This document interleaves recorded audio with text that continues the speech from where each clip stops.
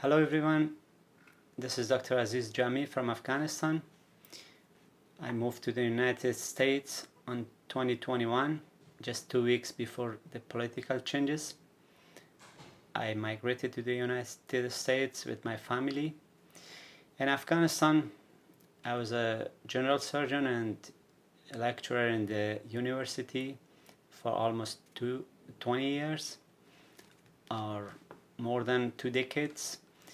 I was practicing surgery, helping my people, and also I was happy that was teaching in the university and help the young doctors to grow up. And my wife was also OBGYN specialist in Afghanistan. We worked together, we together founded one private hospital. She was responsible or head of the OBGYN department, and I was taking care of the general surgery and also the hospital management issues. I was engaged with some non-profit services and volunteer services in Afghanistan. Unfortunately, in the middle of 2021, we obliged to migrate to the United States with a hope to start a new life, and we have been settled in Northern Virginia. I appreciate the welcoming I received so far from the host communities, from the people here, but of course a new life is a new chapter for everyone with different challenges. We started the life with a hope to be practicing in the medical field, or to start or pursue our medical profession. But after a while, we found that there are so many challenges ahead of medical graduates, especially who are coming from the international universities, to start or pursue. I really felt some of those challenges which prevented me to pursue in the medical field. I could mention or can tell you about the accreditation or licensure problems, going through the USMLE preparation, the life expenses, accommodation, the rules and regulations, cultural sensitivities. These are a bunch of problems or challenges ahead of any medical graduates from the international schools.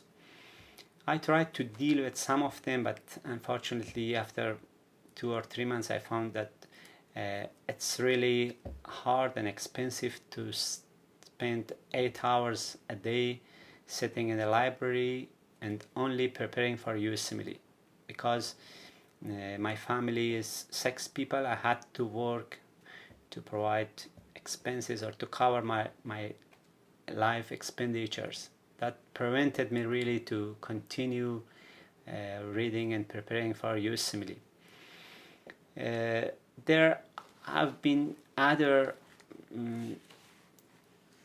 doors that I expected to be opened for entering to the medical field, like starting working as a surgical assistant or technicians, or at least for myself, my wife, or any other doctors to start immediately in the medical field. But unfortunately the legislation and the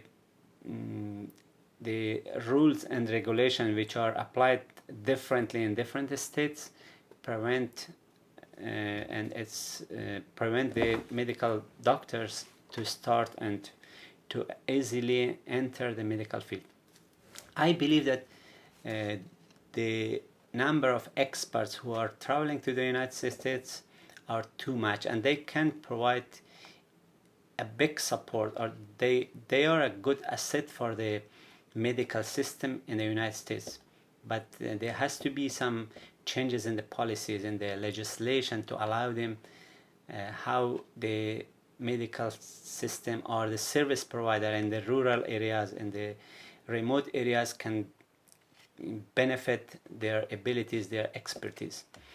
I appreciate the current coalition advocacy group for refugee coalition, that they open a door for negotiation, for talking together to look the opportunities, to find and identify the challenges ahead of the medical professionals, and then they can together work on a paper or on a strategic plan how to identify or how to address those challenges. For example, this refugee coalition advocacy group can find a mentorship program or can find institutions to provide support for the medical staff. They can work with the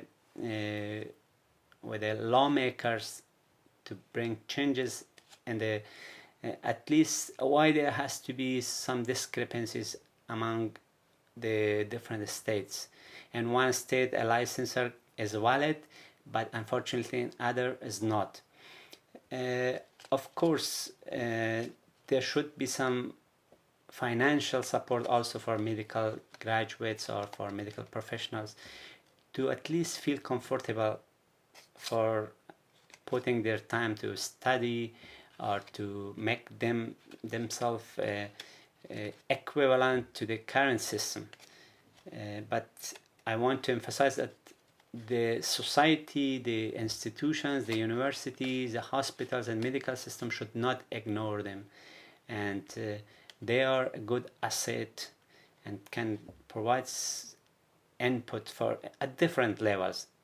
Of course, to pass the USMLE is very challenging, but they can do that. Even if they are not willing to pursue the USMLE step 1 or 2, at least there should be opportunities for them to work as a sonography, MRI technicians in the OR and in different steps or levels.